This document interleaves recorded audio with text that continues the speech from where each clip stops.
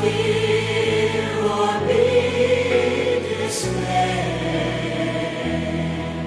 for the Lord will go before you, and His light will show the way. Be strong and take courage. Do not fear or be dismayed, for the one who lives within you will be strong in you today. Why don't you give Him all of your fears? Why don't you let Him wipe all of your tears? He knows He's been through pain before, and He knows all that you've been looking for. So be strong and take courage. Do not fear or be dismayed, for the Lord will go before you, and His light will show the way. Be strong and take courage. Do not fear or be dismayed, for the one who lives within you will be strong in you today. Nothing can take you out of His hand. Nothing can face you that you can compare. I know that you will always be in His love, in His power. You will be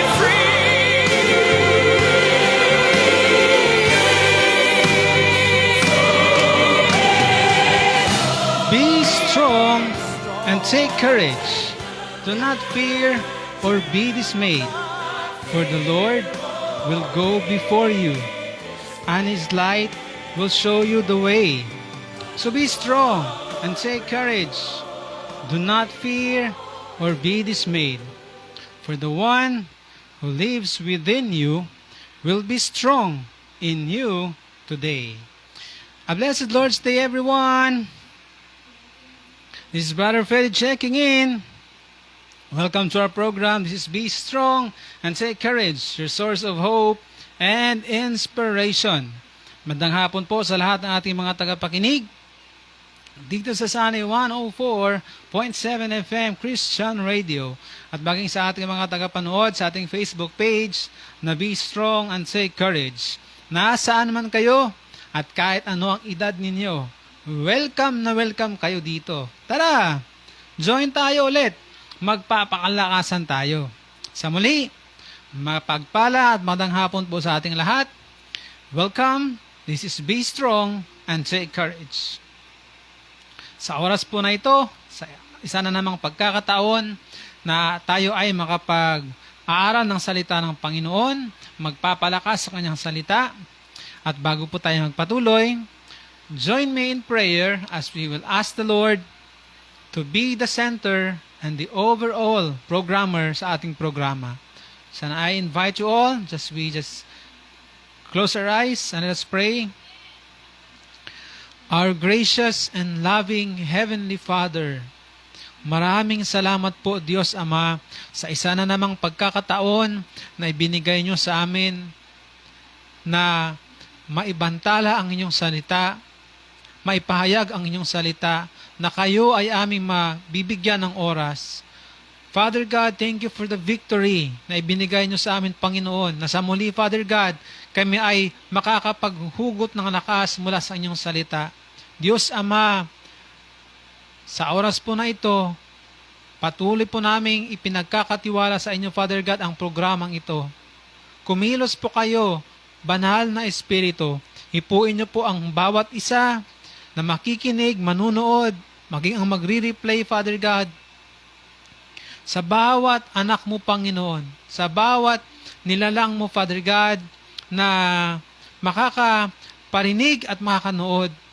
Kayo po ang kumilos, tunay na kumilos, Father God, na ang seed, Father God, na maitanim sa aming mga buhay, ito'y yayabong, tutubo, at talagang mag-grow, Father God, sa aming mga buhay. Diyos Ama, sa iyo lamang po namin ipinagkakatiwala ang lahat. Kayo po lamang ang maitaas. As I share your word, Panginoon, sa aming pagpapatuloy sa programa, pagpalain niyo po, Panginoon, ang bawat isa, maging ang programang ito. At Lord, may Lord, your servant. I am nothing, Lord, but dust and ashes. But thank you, Lord, for the great privilege. Kayo lamang ang mataas, Panginoon. Be increased and I must decrease. You alone will be exalted and I should be humbled, Father God. Just use me, Lord, freely as your instrument. And you alone, O God, will receive all the glory. We entrust to you everything, Lord. As you have said in your word, kiniklaim po namin, Lord, that your word will not go out from your mouth empty and void, but it will accomplish what you desire and achieve the purpose, Lord, you have sent it. In the name of Jesus. In the name of Jesus. Thank you, Father God. Indeed, Lord, pagpapala at pagpapala at pagpapala. Kalakasan, strength, Lord, and courage, indeed, Panginoon, be with your people. In the name of Jesus. Thank you, Father God. To you alone we entrust everything, and to you alone be all the glory. In Jesus' name we pray. Amen and amen. So muli, welcome everyone. This is Be Strong and Take Courage, your source of hope and inspiration. Sa ating pagpapatuloy, bigyan po natin ng papuri ang ating Diyos Ama sa muli sa pamamagitan ng isang kanta. Here's a song from the EMX Band entitled Why Problema? Only here on Sunny 104.7 FM. Daddy, daddy, daddy, dee-dum. Daddy, dee-dum, daddy, dee-dum. Daddy, daddy, dee-dum. Daddy, daddy, daddy, dee-dum. Daddy, dee-dum, daddy, dee-dum. Daddy, daddy, daddy, dee-dum. Kung doon na kay problema, dat alam ka niya, ayaw ikarga-karga. Kay dihat ka niya, di ka mabalaka, tanan na problema, subad na. Why problema? Kay subad na. Why problema? Kay subad na. Adun ako'y amigo nga si Jesucristo, eksperto sa milagro. Gangup ka niya, ayaw pagduha-duha, kay ang imposible, posible ka niya. Why problema? Kay subad na. Why problema? Kay subad na. Akong na-eksperyensya, iyang dako nga gugma, sa kalisod gihawas ko niya. Ang akong kinabuhi, nagapo sa problema, gitugen ko tanan, nagako iyang gilugtasan. Why problema? Kay subad na. Why problema? Kay subad na. Puso mga problema atong iit sa puwera. Ayaw dala-dala kang Isus i-diskarga. Problema subaron, sakit ayuhon. Gubang ang relasyon ulion. Bisan patay, buhion. Puso mga problema atong iit sa puwera. Ayaw dala-dala kang Isus i-diskarga. Problema subaron, sakit ayuhon.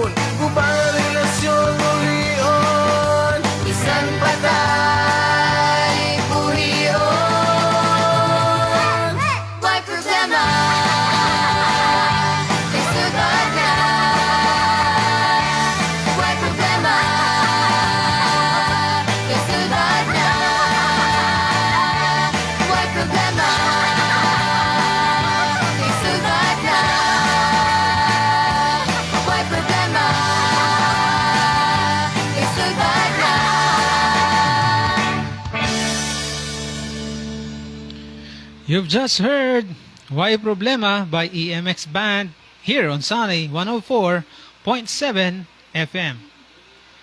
Welcome everyone. This is our program, Be Strong and Take Courage, your source of hope and inspiration. Isa na namang tagumpay at mapagpalang araw na ibinigay sa atin ng Panginoon. At isa na namang topic ang ating pag-uusapan sa hapon na ito. Sa muli, maraming salamat po sa ating mga nanonood noong nakaraang episode natin. Sa lahat po ng nanonood, pwede po kayong mag-react, comment, meron kayong message, o maging pong kanta na gusto nyo pong ating ipi-play para po ma-ready natin sa susunod na episode, sa susunod na pag-broadcast. At sa mga nakikinig po over 104.7 FM, you can connect with us through our text line. It's 0929-4043-589. It's 0929-4043-589. Sa muli, welcome po. Isa namang tabing ating pag-uusapan. Ipagpapatuloy po natin ang natabing pag-usapan sa ilang na pong linggo dahil napakarami po na pag-usapan natin sa nakaraang mga episode na marami pong mga pangako ang Diyos para sa atin. At kung ang Diyos ay mangako, ito ay totoo, ito ay mangyayari, ito ay magaganap dahil ang ating Panginoon, He is the truth. Katotohanan ng ating Panginoon. At hindi po siya liar. He will not change and He will never fail. Pagka sinabi niya, pwede nating angkinin, tatanggapin, at aangkinin natin dahil sinabi ng Panginoon, mapapasa atin. Pero kailangan, meron tayong alam kung ano ang kanyang promise. Dahil ang sabi ng Panginoon, put me in remembrance. Remind me of my promises. Sabi na sa kanyang salita nung nakaraang nating episode. So, napag-aralan din po natin na sa buong Biblia, merong 8,810 promises. Ang dami ho. Kung i-divide po natin siya sa isang taon na 365 days, meron po tayong 24 point something in a day. It means sa isang araw, bawat oras, which is 24 hours in a day, so meron tayong makiklaim na promise ng Panginoon. Marami ho. Pero kailangan natin alam yon dahil hindi natin maaangkin ang hindi natin alam. Ano ho? Ano bang sabihin mo, ito, sa akin to? Anong sa'yo kung hindi mo alam kung ano?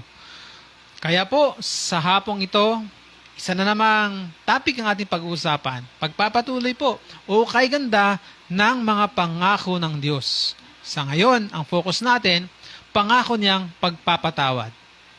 O kay ganda ng mga pangako ng Diyos, pangako niyang pagpapatawad. God's promise of forgiveness. Siguro po, isa itong reason pagka meron po tayong nagawang hindi tama, hindi ka nais-nais sa isang tao,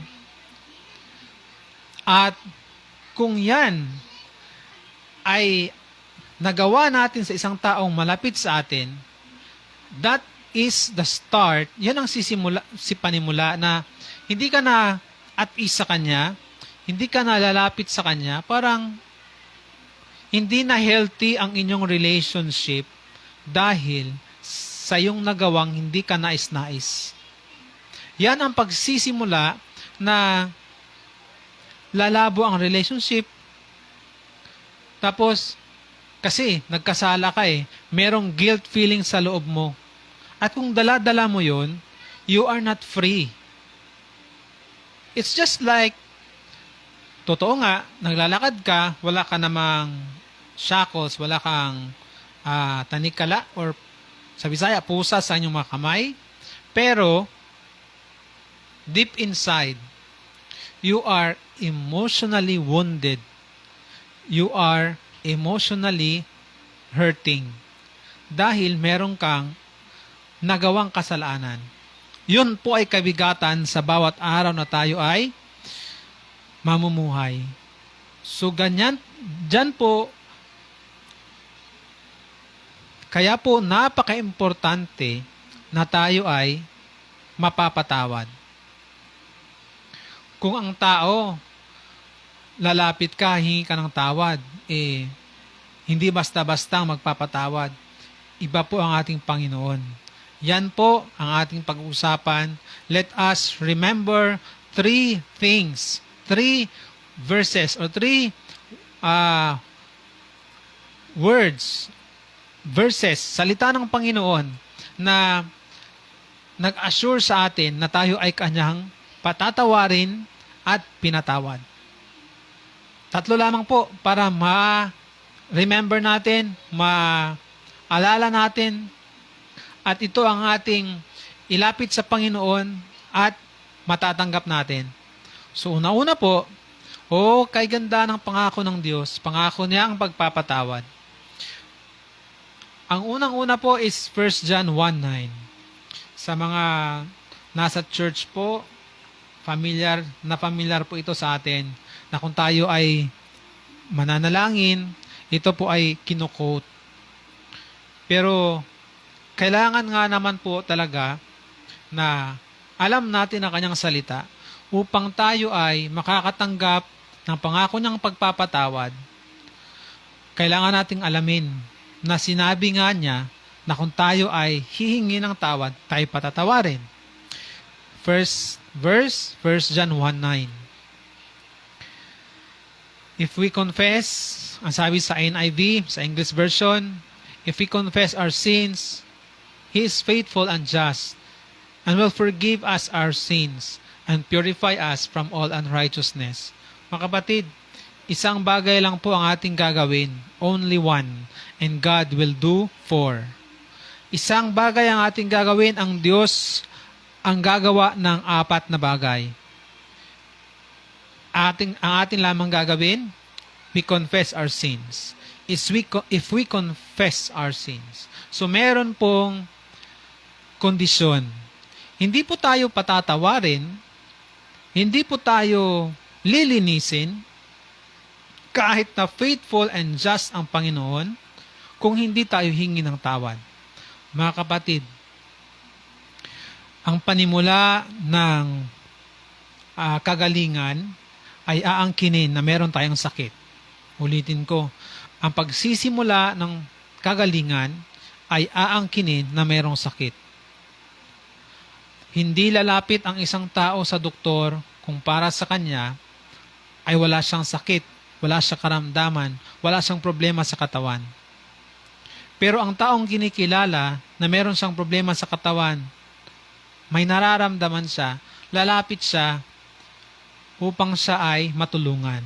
Mga kapatid, sa napakarami pong promise ng Panginoon, hindi po tayo matutulungan kung hindi tayo lalapit sa Kanya. Magsisimula po yan sa paghingi natin ng tawad. Patatawarin po tayo kung tayo ihingi ng tawad. Isa lang pong bagay ang ating gagawin, if we confess our sins.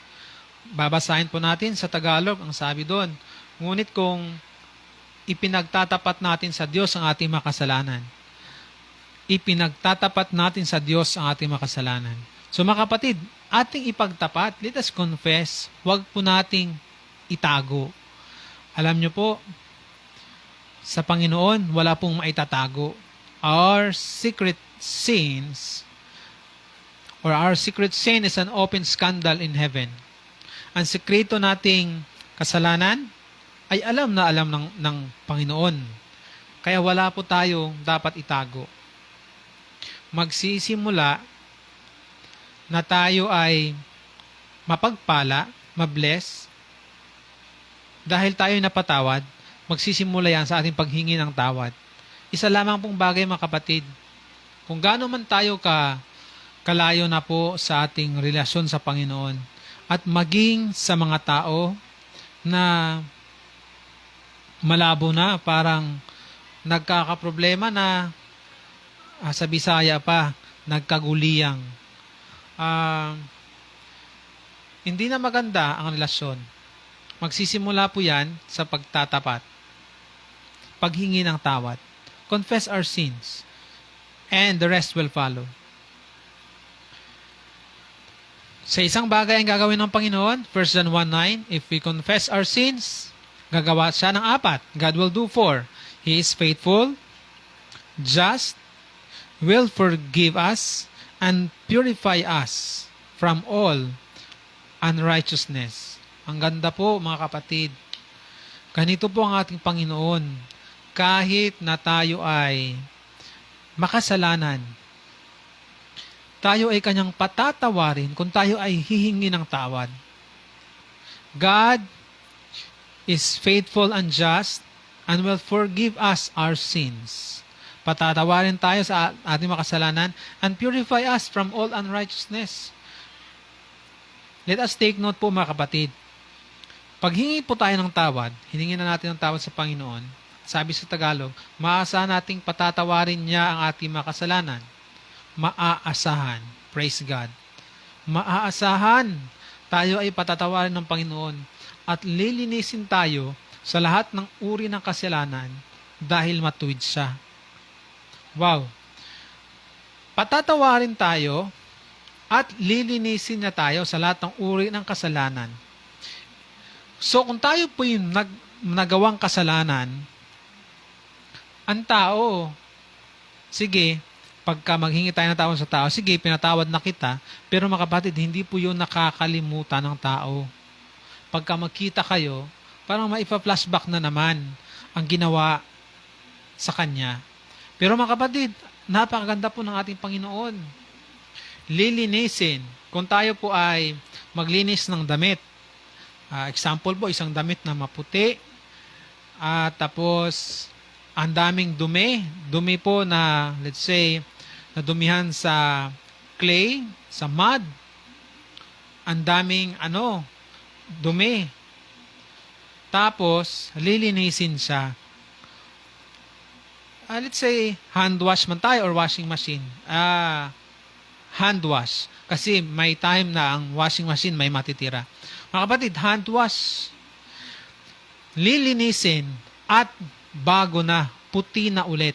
Wala nang dumi. Yan po ang Panginoon. Tapos, kung wala na pong dumi, wala na po siyang tatandaan. Wala na pong makikita ang Diyos na ating nagawang kasalanan dahil pinatawad na tayo. Pero mga kapatid, mangyayari po yan kung tayo ay magtatapat sa ating Panginoon. Kung tayo ay hingi ng tawad, aangkinin na tayo ay nagkasala. Praise God. Sa verse po na ito, ipinapakita po na we cannot outgive God. Hindi po, let's say, ang dami mo nang nagawa, okay na yon. Hindi po. Kahit na gaano ka maganda ang nagawa natin o mabuti, ang Diyos ay higit pa rin nagagawa ng mga bagay para sa atin.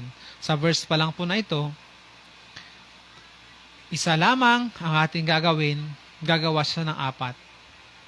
Because we cannot outgive God. Hindi natin mahihigitan ang Diyos. May mga naka-reserve, napakagandang bagay na ipagkakatiwala niya sa atin, ipagkakaloob niya sa atin kung tayo ay lalapit sa Kanya. Praise the Lord. Sa muli po, kung nanghihingi tayo, nangangailangan tayo ng pangako ng Diyos, sa napakaraming pangako ng Panginoon sa ating buhay, sa nasabi ko na po, halos isang oras, bawat isang oras, sa bawat araw, sa isang buong taon, meron tayong ma-claim na promise ng ating Diyos. At kung marami ang mga pangako ng Panginoon, ang tanong ngayon, what is it that you need today? What is it that you need today? Ano ba ang kailangan mo sa ngayon? Sa marami pong mga pangako na ating napag-aralan, napag-usapan, Nangangailangan ba tayo ng pagpapatawad? Of the many promises of God, what is it that you need today? Is it the promise of God for forgiveness?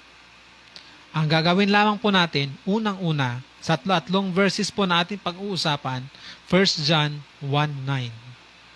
1 John 1:9. Let us be strong and let us take courage sa salita ng Panginoon. Sa nasabi ko na kanina, kung meron tayong kasalanan, yan ang magpapahina sa atin dahil sa guilt feelings within, emotionally wounded, emotionally hurt. Ang gagawin lang natin, tatalima tayo sa salita ng Panginoon. Aangkinin natin, panghawakan natin. At sa ngayon, ang pangako niya, pagpapatawad. Let us remember itong unang verse, 1 John 1:9. If we confess our sins, He is faithful and just and will forgive us our sins and purify us from all unrighteousness. 1 John 1:9. Praise God. Palakpakan po natin ang Panginoon. Next po is from the book of Isaiah, chapter 43, verse 25. Isaiah 43, verse 25. Kung kanina po, ang gagawin natin, confess, tapos ang Panginoon, patatawarin tayo. Maaasahan natin na tayo patatawarin. Yun ang sabi sa Tagalog. Mga kapatid, maaasahan. At lilinisin niya tayo, purify us from all, not some, not many, not few, but all unrighteousness. Hindi po sinabi dito na many. Okay, parang okay marami ang pinatawad sa akin. Hindi lang po marami, kundi lahat. Ngayon naman po, Isaiah 43, verse 25. Tatandaan po natin yon. Kung tayo po'y nagkasala, nagkulang, meron tayong nagawang hindi maganda, ang Diyos, nangako siya ng pagpapatawad. Maaasahan natin siyang magpapatawad dahil sinabi na sa kanyang salita. If it is what we need today, let us add it up. Isaiah 43, verse 25. Isaiah 43, verse 25. Sabi sa English, sa NIV, even I, am He who blots out your transgressions for my own sake, and remembers your sins no more. Wow. Klarong-klaro. Kanina, pinatawad, nilinisin. Ngayon po, sinabi ng Panginoon na hindi niya na ito tinatandaan. Kumbaga, sabi sa Corinthians, keeps no record of wrongs. Wala na pong record book pag hihingi tayo ng tawad. Isaiah 43 verse 25, ang sabi sa NIV, even I am He who blots out your transgressions for my own sake and remembers your sins no more. Ang sabi nito sa Tagalog, ako mismo ang naglilinis ng mga kasalanan mo para sa aking karangalan at hindi ko na iyon alalahanin pa. Praise the Lord. Mga kapatid, minsan po, hindi tayo makakapagpatuloy dahil sa nakaraan. So sa word po ng Panginoon na to, ano man po ang ating nakaraan, kung hiningi na natin ang tawad sa Panginoon, hininga na natin ang tawad, nagtatapat na tayo sa Kanya, maaasahan natin, pinatawad na tayo at nilinis na. At sa verse na ito, Isaiah 43 verse 25, remembers your sins no more. Ang sa Tagalog, hindi ko na iyon alalahanin pa. Hindi ko na iyon alalahanin pa. Ang sabi ng isang Tagalog pa na version, gayon man ako ang Diyos na nagpatawad sa inyong makasalanan. Hindi ko na alalahanin pa ang inyong makasalanan. So klarong-klaro po, hindi ko na iyon alalahanin pa. Pinatawad na tayo, nilinis na tayo, at dinagdag pa ng Panginoon, hindi ko na iyon alalahanin pa. Uulitin ko po, kung meron po tayong nagawang kasalanan, kamalian, hindi po tayo naging matuwid sa ating buhay. Kung gusto po nating bumalik sa Panginoon, kung gusto po nating ayusin ang ating buhay, the Lord is giving us the remedy. Binigyan na tayo ng kasagutan, ng paraan. At ito talaga ay mapagkakatiwalaan. Ito'y maaasahan natin. Ang gagawin lang, maghingi ng tawad. Isaiah 43:25, ang sabi dito, even I, am he who blots out your transgressions. So, sino daw ang naglinis sa ating makasalanan? Doon kanina, purify us from all unrighteousness. Dito, blots out your transgression. Ito po yun. Kung kanina, example natin damit, napakarumi, naging malinis. Dito naman po, isang papel. Papel po siya na nagkamali tayo ng sulat. Ang gamit ay lapis. Tapos, i-erase po ng Panginoon. Pagka na-erase niya, maganda po kanyang eraser, wala pong matitira. So, napaka-clear na ulit. Wala na. The Lord, it is God who blots out our transgressions. Wow. And then, hindi niya naalalahanin pa. Ang ganda. Kanina, pag-usapan natin na kung tayo ng tawag sa tao, tayo patatawarin niya, pero may possibility na hindi niya makakalimutan. Kasi nga tao tayo. Patatawarin niya, pero hindi niya na gustong makita dahil pag makita niya, ma-remember niya, tao tayo. Pero mga kapatid, ang ating Panginoon, hindi po ganon. Ito po ang katotohanan na mapagkakatiwalaan, maaasahan ang Diyos. Kung tayo hingi ng tawad sa Kanya, lalapit tayo sa Kanya, He will remember our sins no more. Hindi na niya alalahanin pa ang ating mga kasalanan. Okay, malinis ng damit. At kung titingnan tayo ng Panginoon, wala tayong kasalanan. Nilinis na nga tayo eh. Hindi niya na alalahanin pa. Wow! Alam niyo po mga kapatid, ang ganda. Ang Panginoon, napakadakila. Napakarami na niyang alam. Diyos nga po, napakadakila. Great, awesome God. Pero, meron siyang hindi na aalahanin pa ang ating kasalanan. Praise the Lord, praise the Lord.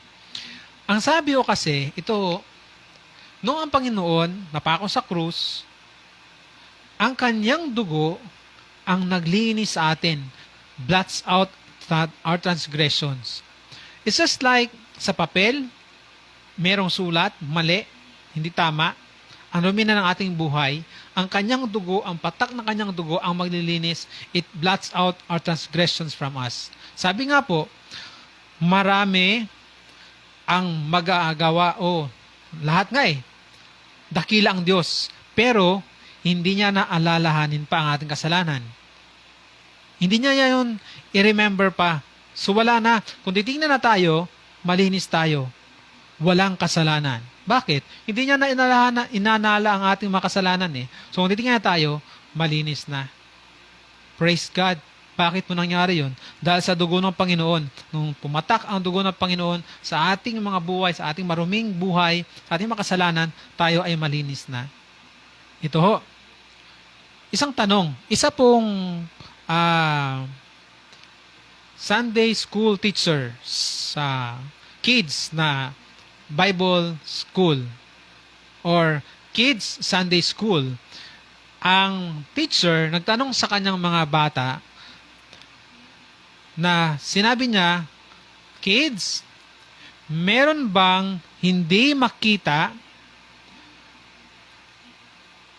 ang Diyos? Yan ang kanyang tanong. Meron bang hindi makita ang Diyos? So, merong quiet, silence, sumandali.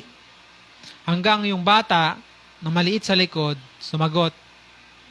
Sabi niya, Teacher,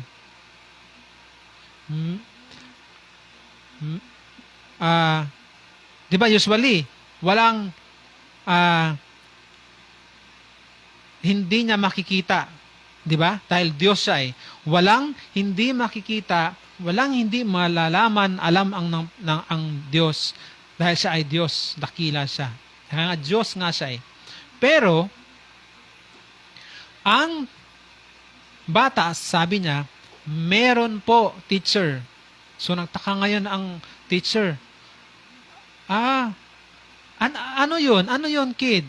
Ano ang hindi makikita ng Diyos? Ang sagot ng bata, hindi po makikita ng Diyos ang ating kasalanan.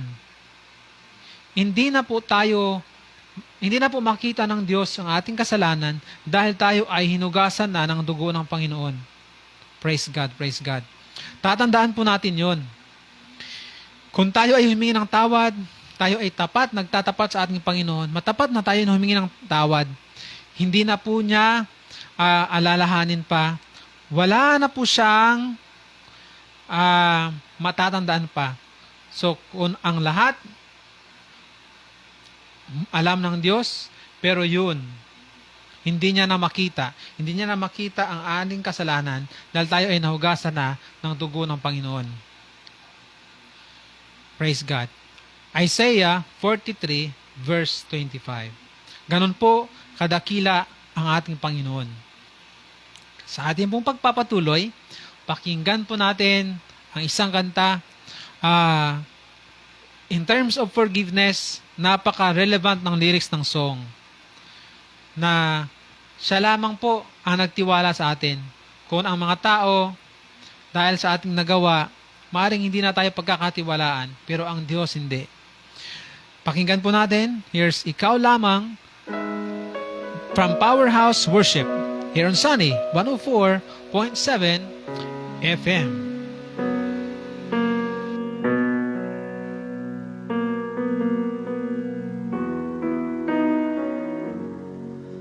O Diyos, sa kabutihan mo, ako'y naririto upang magpuri sa iyo. O Diyos, sa kabanalan mo, nalulugod ako, buhay ay iaalay ko. O Diyos, sa kabutihan mo, ako'y naririto upang magpuri sa iyo. O Diyos, sa kabanalan mo, nalulugod ako, buhay ay iaalay ko. Ikaw lamang ang nagtiwala sa akin. O Diyos, di kita bibiguin. Magtatapat sa'yo, maglilingkod ako. O Diyos,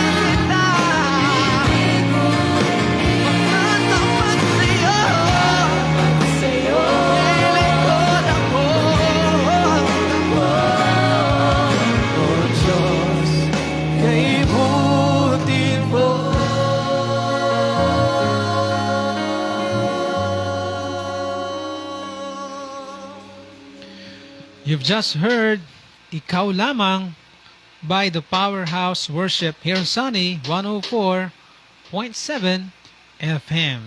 You're still on our program, Be Strong and Take Courage, your source of hope and inspiration. Pinag-uusapan po natin, kay ganda ng pangako ng Diyos, pangako niyang pagpapatawad.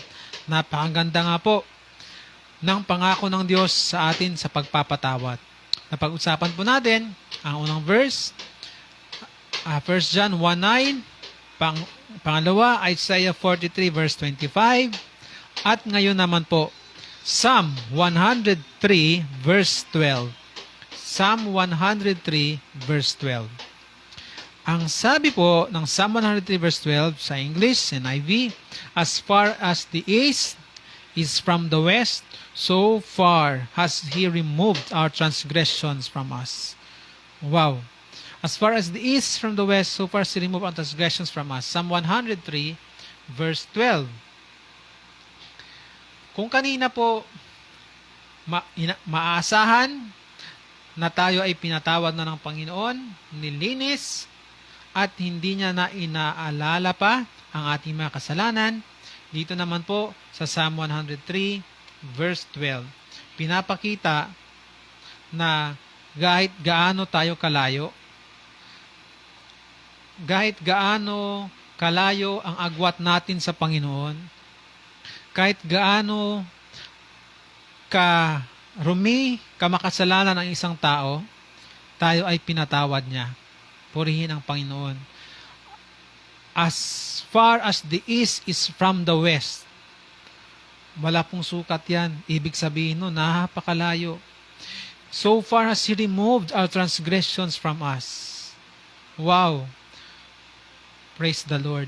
Kung babasahin po natin ang verse bago po ng verse 12 sa 103:11, as far as the heavens are above the earth, so great is His love for those who fear Him. Yun, napakadakila na kanyang pag-ibig sa mga anak niyang nagtitiwala at may takot sa Kanya. Sa taong humihingi ng tawad at lumalapit sa Kanya. Psalm 103 verse 12. Ang sabi po sa Tagalog, kung gaano kalayo ang silangan sa kanluran, ganoon din niya tayo, ganoon din niya inilalayo sa atin ang ating mga kasalanan. Praise the Lord. Praise the Lord. Kung gaano kalayo ang silangan sa kanluran, ganoon din niya inalis sa atin ang ating mga kasalanan. So, ang layo nun, di ba? Walang measure yun. So, ganoon na siya. Napakalayo na. So wala na, malayo na eh. Pinatawad na nga tayo sa 103 verse 12. Ang sabi sa 11, as far as the heavens are above the earth, so great is His love for those who fear Him. Kung gaano daw taas ang langit mula sa lupa, ganun dakila kanyang pagmamahal sa mga may takot sa Kanya. Ang sabi sa Tagalog, nire-relate lang po natin, bakit po tayo pinatawad ng Panginoon? Dahil tayo ay mahal na mahal niya. As far as the heavens are above the earth, so great is His love for those who fear Him. Dahil kung gaano man kalaki ang agwat ng langit sa lupa, ganoon din kalaki ang pag-ibig ng Diyos sa mga may takot sa Kanya. So mga kapatid, confess. Hindi mo ipagtatapat sa Panginoon ang iyong kasalanan kung hindi ka kumikilala sa Kanya na siya ay Diyos, kung wala kang takot sa Kanya. Kung ang tao nananatili sa kanyang kasalanan, nagpapatuloy, hindi talaga niya pinapakita na natakot siya sa Panginoon. Dahil kung ang tao may takot sa Panginoon, humihingi ng tawad. At maasahan nga naman natin, tayo ipatatawarin. At praise the Lord. As far as the heavens are above the earth, so great is His love. Napaka dakila, napakalaki ng pag-ibig ng Diyos may takot sa Kanya. Siguro alam nyo na ang linyang ito. As ang quotation. Kung ang atin daw kasalanan ay sinlaki ng pinakamalaking barko, kung ano man ang barkong pinakamalaki, kung ganun daw kalaki ang ating kasalanan, ang pag-ibig ng Diyos ay singlawak ng karagatan. Praise the Lord. Ito po yun. Kung sa Bible basahin natin, ito ang word, Psalm 103 verse 11. As far as the heavens are above the earth, so great is His love for those who fear Him. For as far as the east is from the west, so far has He removed our transgressions from us. So titingnan po natin, napakalaki man ang barko. Let's say, i-compare natin sa mga palm boat.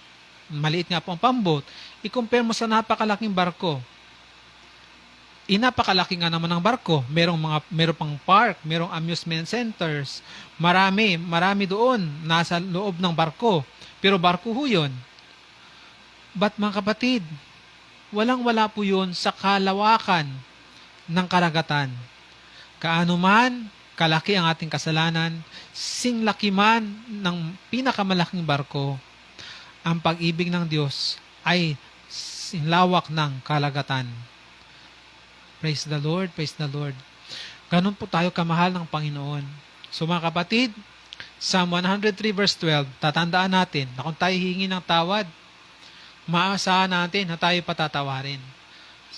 As far as the east is from the west, so far has He removed our transgressions from us. Amen? Yun po. Panghawakan po natin yun na dahil mahal na mahal tayo ng Panginoon, napakadakila, napakalaki ng pag-ibig ng Diyos sa atin, tayo ipatatawarin niya. Bago po tayo magpatuloy, let's hear another song. Here is Gusto Nga Gakson from EMX Band here on Sunny 104.7 FM.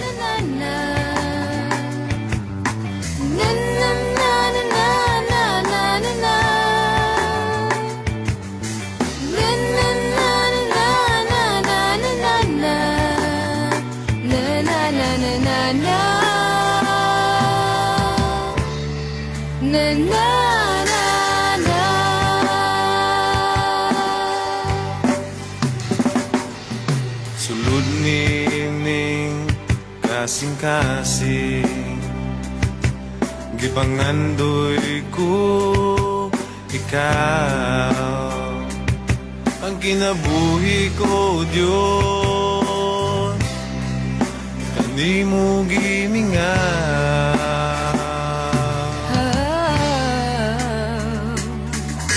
Sulod nining huna-huna,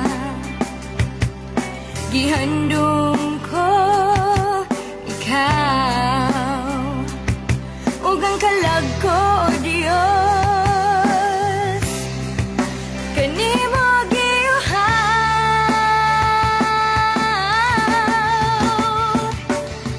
Ikaw ang akong nalampanan, subad ka sa akong panginahanglan. Kay ikaw ang gamhanan, Diyos amahan. Ikaw ang akong gusto nga gakson, muparay ko sa imong mga bukton, ug ang mga luha ko pagapahiran mo.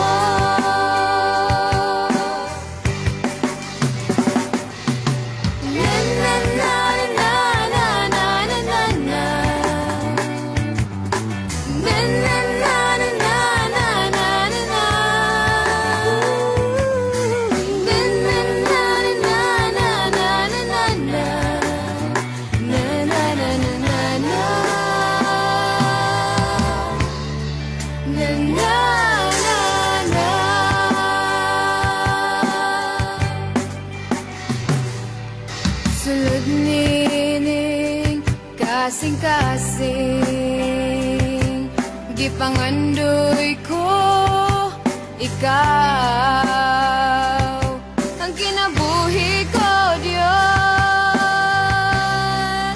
kanimo gimingaw.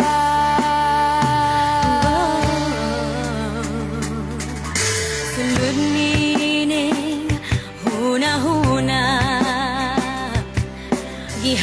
gugom ko ikaw ug ang kalagod iyon kanimo giuhaw.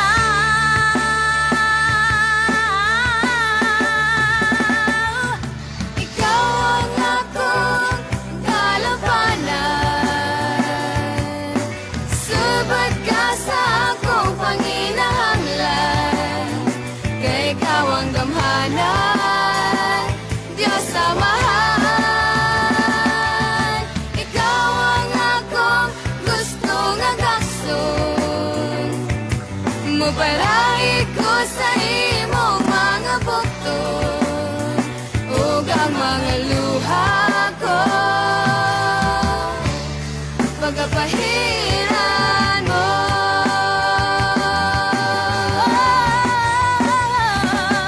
Ikaw ang akong kalabanan, subad ka sa akong panginahanglan, kay ikaw ang gamhanan, Diyos Amahan.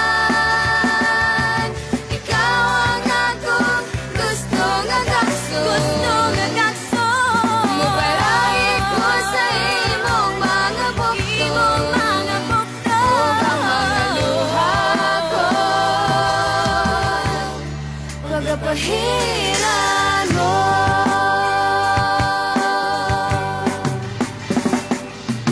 Na na na na na na na na na. Na na na na na na na na. Na na na na na na na na na. Na na na na na na. Na na na na.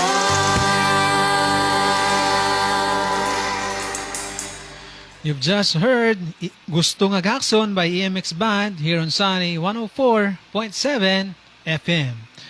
Pinag-uusapan po natin dito sa ating programa, Be Strong and Take Courage. O kay ganda ng mga pangako ng Diyos. O kay ganda ng pangako ng Diyos. Pangako niyang pagpapatawad. Napag-usapan po natin at alalahanin po natin of the many wonderful promises of God. What is it that we need today? Kung kakailangan pa natin ng forgiveness, let us remember those three verses. 1 John 1:9, Isaiah 43 verse 25, and Psalm 103 verse 12. Ngayon mga kapatid, kung sinabi ito ng Panginoon na tayo ay kanyang patatawarin, pinatawad, meron bang proof nito sa Biblia na hindi lang niya sinabi, nagawa talaga? Meron po. May mga storya po sa Bible, biblical proof, pruweba po na tayo ay na pinatawad nga ng Panginoon ang sino mang lumapit sa Kanya, humingi ng tawad. Let us remember Zacchaeus in Luke 19:1-10. Jesus invites himself in Zacchaeus' house. Pinatawad ng Panginoon dahil si Zacchaeus, tinanggap niya na siya ay magkasala. Siya mismo, in-invite niya kanyang sarili, pupunta doon sa tahanan ni Zacchaeus. The Lord will not come uninvited. So kaya sinabi niya, pupunta ako doon. At hindi naman tinanggihan ni Zacchaeus. Hindi niya sabi, wag ka doon. Hindi din ba? So, the Lord told Zacchaeus na papasok ako sa inyong bahay, pupunta ako doon. Pero hindi siya diretsong pumasok. Naghingi siya ng permiso. At sinang-ayunan, pinahintulutan ni Zacchaeus, yun po, siya ay pinatawad. Salvation has come upon his house. So, yun. Klarong-klaro po yun. Ano pa po? Jesus and the Samaritan woman in John 4:1-26. Ang storya doon. Kinatagpo talaga ng Panginoon ang Samaritan woman doon sa well at doon nakita niya na siya at pala ay makasalanan at doon na nagkakaroon siya ng kaligtasan at pagpapatawad. Ano pa po? Jesus forgives the woman caught in the act of adultery. Jesus forgives the woman caught in the act of adultery. In the act mismo, pinatawad niya sa John 8:1-11. Pero tatandaan po natin as we will close, ang sabi doon ng Panginoon sa kanya, sa John 8:11, simulan natin sa 10. Jesus straightened up and asked her, "Woman, where are they? Has no one condemned you?" "No one, sir," she said. "Neither do I condemn you." Jesus declared, "Go now and live your life of sin." Ang sabi sa Tagalog, tumayo si Jesus at tinanong ang babae na saan sila. "Wala na bang humahatol sa iyo?" "Wala po, Ginoo," sagot ng babae. Sinabi ni Jesus, "Hindi rin kita hatulan." Praise God. Umuwi ka na at mula ngayon, huwag ka nang gumawa ng kasalanan. Mga kapatid, kung tayo ay humingi ng tawad sa ating Panginoon, pinatawad tayo, nilinis tayo, hindi na alalahanin pa ang ating makasalanan, meron pong tagubilin ang Panginoon. Umuwi ka na, lumakad ka na, umalis ka na, magpatuloy ka, mula ngayon, huwag ka nang gumawa ng kasalanan. Yun, klarong-klaro po mga kapatid. Kung tayo napatawad na ng Panginoon, huwag na tayong gumawa pa ng kasalanan. Alam na natin yun eh. Hiningan nga natin ng tawad dahil alam natin kasalanan yun. Huwag na natin gawin. Kung tayo ay pinatawad ng Panginoon, ipagsulit po natin ang buhay sa Kanya. Let us make a radical response. Kaya sabi ng kanta, maraming salamat po sa nag-request na na-play natin. Ikaw lamang, ang sabi ng lyrics, ikaw lamang ang nagtiwala sa akin. O Diyos, di kita bibiguin. Because kung sino man ang pinatawad ng Panginoon, dapat ipagsulit niya ang kanyang buhay sa Kanya. Will make a radical response. Kaya, ang sabi ng kanta, ikaw lamang ang nagtiwala sa akin. O Diyos, di kita bibiguin. Magtatapat sa iyo, maglilingkod ako, O Diyos, kay buti mo. Ano pong response sa sinabi ng kanta? Dahil nagtiwala ang Panginoon sa atin, binagyan niya tayo ng pagkakataon na magbagong buhay, pinatawad tayo, hindi lang pinatawad, kinalimutan na ang ating makasalanan. At nilinis na ho tayo. Praise the Lord. Ang ating response, di kita bibiguin. Magtatapat sa iyo. Let us be faithful to God. Maglilingkod ako. Let us serve God. It's not because we are being served by God, that is why we will also serve Him, but because that is our response for His love. Maglilingkod tayo. That's the reason we live. The reason we live, sabi na kanta, is to worship you. Worship meaning to serve the Lord. Magtatapat sa iyo, maglilingkod ako, O Diyos, kay buti mo. Praise God. Maraming salamat po. Yun po mga kapatid, napakagandang pangako ng Panginoon, pangako ng pagpapatawad. Maraming salamat po. Maraming salamat po sa inyong pakikinig at pagsusubaybay dito sa ating programa. Sama-sama ulit tayo sa susunod na linggo, 5:30 ng hapon hanggang 6:30 ng gabi. Dito lamang sa Sunny 104.7 FM Christian Radio. Ito po ang inyong lingkod, Brother Freddy, na nagsasabing, let us all be strong and take courage in the Lord. Goodbye and God bless everyone.